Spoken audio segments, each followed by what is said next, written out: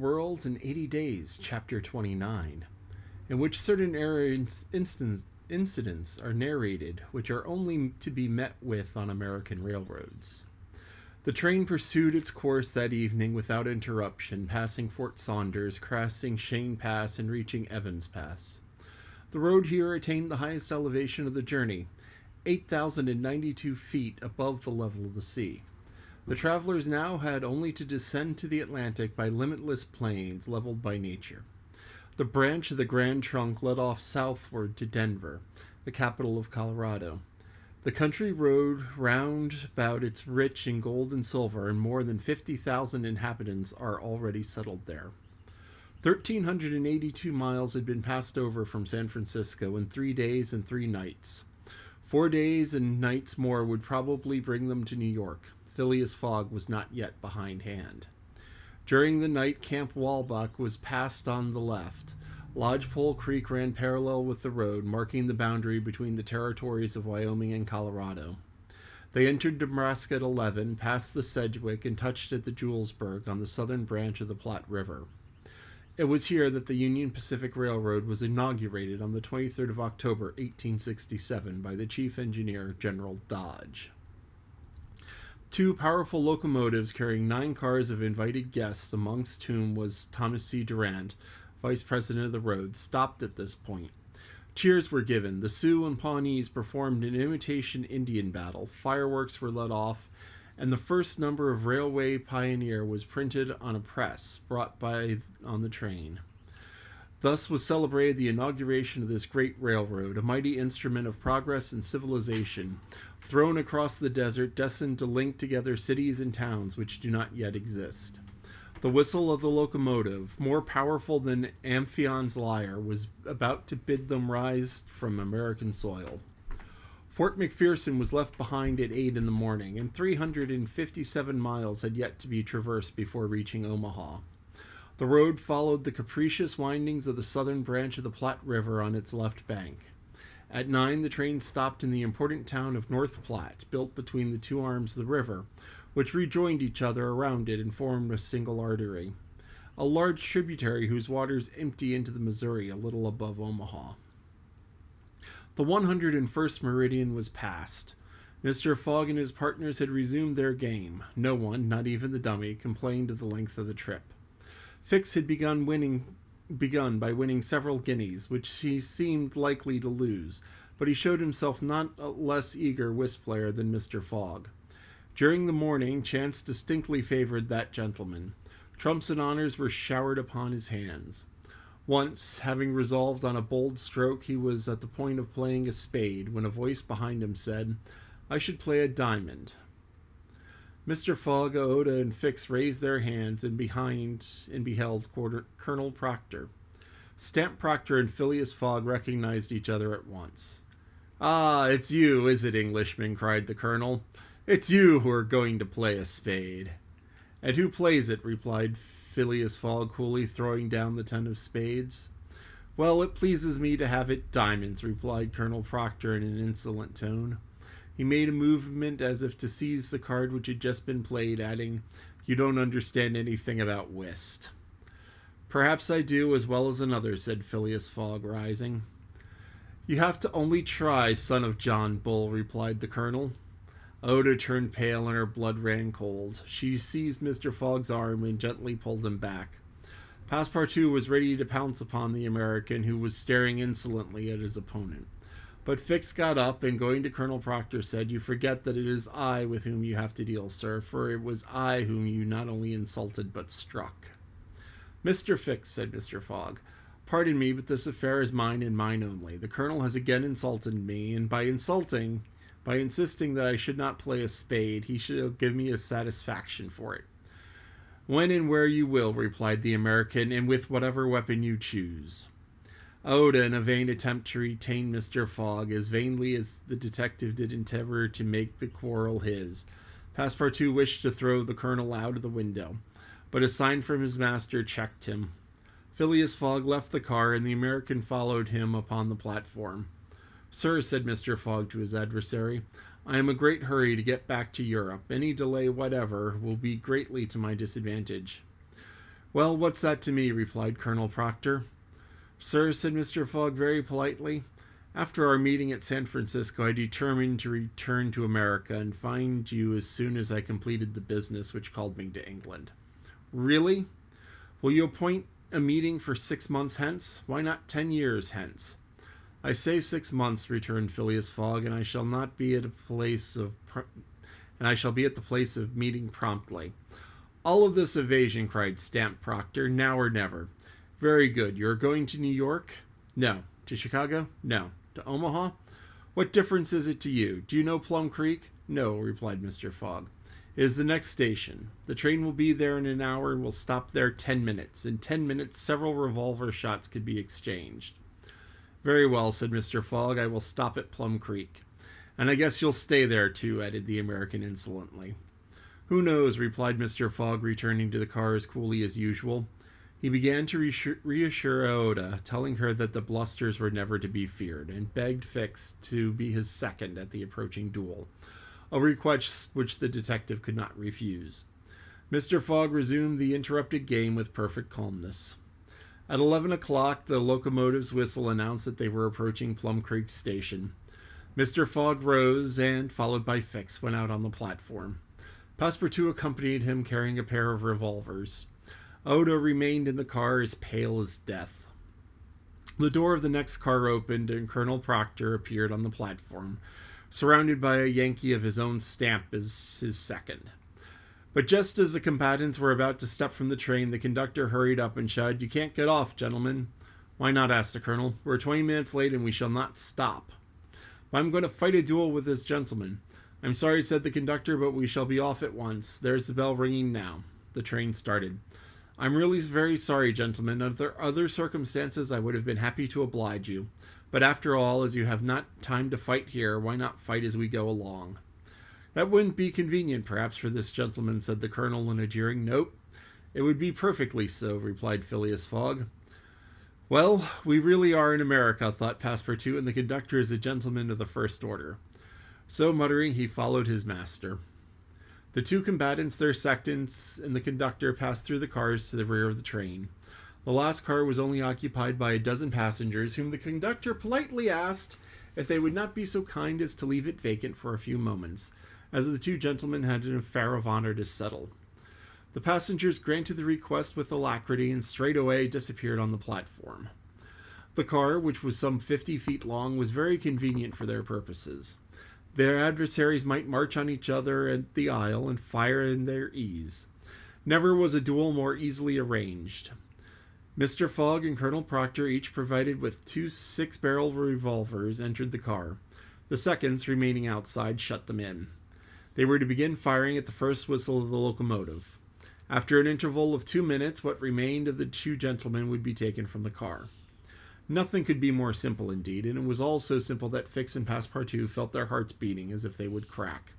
They were listening for the whistle agreed upon when suddenly savage cries resounded in the air, accompanied by reports which certainly did not issue from the car where the duelers were. The reports continued in front and the whole length of the train. Cries of terror proceeded from the interior of the cars. Colonel Proctor and Mr. Fogg, revolvers in hand, hastily quitted their prison and rushed forward where the noise was most dangerous. Then they perceived the train was attacked by a band of Sioux. This was not the first attempt of these daring Indians, for more than once had they waylaid trains on the road. 100 of them had, according to their habit, jumped upon the steps without stopping the train, with the ease of a clown mounting a horse at full gallop. The Sioux were armed with guns, from which came the reports, to which the passengers, who were almost all armed, responded by revolver shots. The Indians had first mounted the engine and half stunned the engineer and stoker with blows from their muskets. A Sioux chief, wishing to stop the train but not knowing how to work the regulator, had opened wide instead of closing the steam valve, and the locomotive was plunging forward with terrific velocity.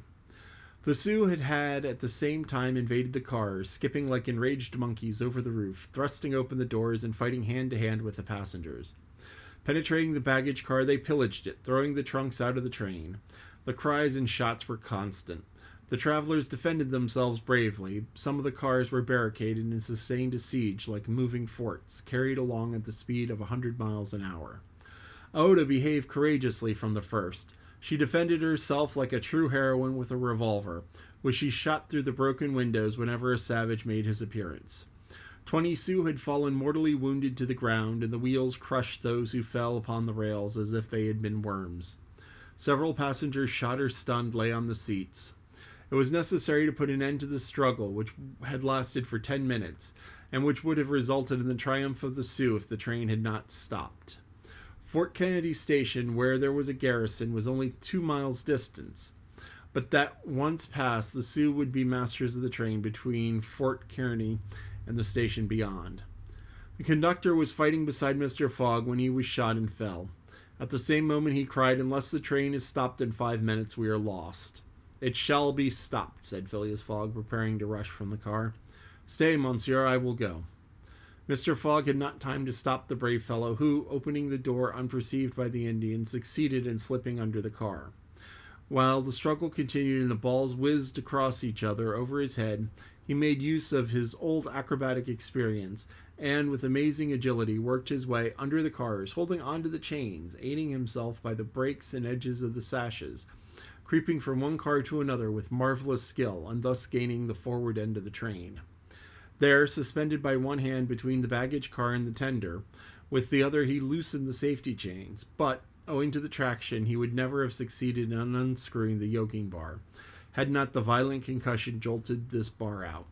The train, now detached from the engine, remained just a little behind, whilst the locomotive rushed forward with increased speed.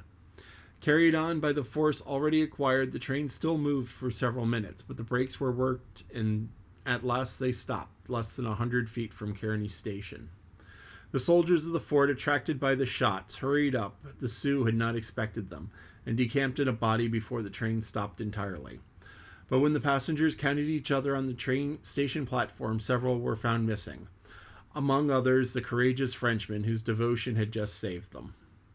This is the end of chapter 29. So there was a duel, which is where two people fight. And I don't know how common duels were back then. One of the more famous duels in history was Alexander Hamilton and Aaron Burr. And they hated each other because Hamilton tried to ruin Burr's business and insulted him, and so they argued and they argued and they fought, and they had a duel, and Hamilton shot first. And because of the way duels worked back then, two people stand up, revolvers or single shot pistols, because this was Burr Hamilton was early 1800s, this is mid 1800s, and at the beginning of the 1800s, all pistols were flintlocks, matchlocks, things like that, where you have one shot and then you have to reload the gun. By the late 1800s, you had revolvers where you had the bullet, a series of bullets around the circle, and shoot, and it rotates, it shoots, it rotates. So you could fire 6-8 times depending on the design of the gun, some 4, 3. But anyway, so the way the duels worked was you had the two people stand a certain distance from each other, and one shoots, and then the other or they shoot. Now they can shoot at the same time. They can one shoot and the other waits. And it was a valid strategy to wait, because if you just go boom, you're not going to aim, you're not going to have, you aren't going to have the chance of, you're going to have a less chance of hitting. And the guns weren't really accurate then, because the ball didn't exactly fit the barrel and everything kind of mismatched, and nothing was like the precision that we have now. So people would shoot, and even if you were dead on target, you'd miss. So what people would do is they would take a chance of surviving, getting shot at and surviving, and then shoot back. So Hamilton shot, missed, and then Burr shot. Now, some people say Hamilton intentionally missed, but it's not like he shot into the ground, which would be an intentional miss. and it was just like he shot and missed. So it's like, anyway. So that was one of the more famous duels. President Andrew Jackson, who was president between these two series of events, he's 18, I can't remember, 1820s, was famous for shooting and dueling. He was like full. Oh, your lolly just told me last duel in the U.S. was in September 13th, 1859. So this duel would have been after the last duel in the U.S. because, here we are years later. And that's another thing that Jules Verne did is he's written several books. And one of his other books, one that I really love that maybe I'll read to you later, called From the Earth to the Moon, it started out with a duel, or there was a duel involved in the early bits of it. And once again, it was two Americans fighting. But I don't know. Duels are kind of stupid. Anyway, so the person, if you shoot, you just kind of have to stand there and wait for the other person to shoot. So Andrew Jackson was famous for this. He would be shot and take the bullet. And he ended up dying with like 6 or 7 bullets inside of him. And some people thought he actually died from lead poisoning. Actual lead poisoning, because he had so many lead bullets inside of him. Now you're like, well, why do they leave the bullets in? And it's like, well, sometimes it's safer. Because a bullet comes in, it comes in really hot, kind of cauterizes the wound. President Garfield was shot and died a month later from an infection. If they just put a bandage on it, said, okay, you've been shot, he probably would have lived. But no, he had doctors, and the doctors were like, hey, let's go poking. And they had dirty fingers because, President Garfield's time, they didn't know, hey, you have to wash your hands. So this was, so much of the modern world is better because of sanitation. Just dirty hands, I don't know. Anyway, so here they are. Once again, Passepartout is missing. That seems to be his job, is to go missing and to solve problems. Aouda did a good job herself. She's like, yeah, I can do this. Boom, boom, boom. Anyway, that's it.